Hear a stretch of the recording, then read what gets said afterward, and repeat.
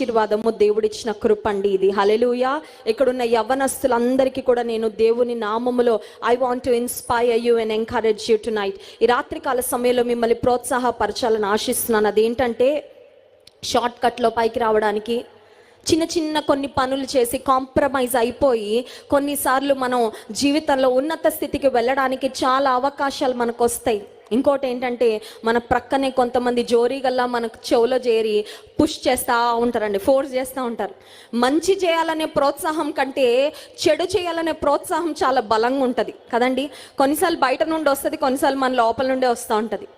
ఏది రైటో, ఏది గాడ్లీయో, ఏది దైవికమైనదో, ఏది సరైనదో అది చేయాలి అనే ఒక హృదయం ఒక వైపు ఉంటుంది.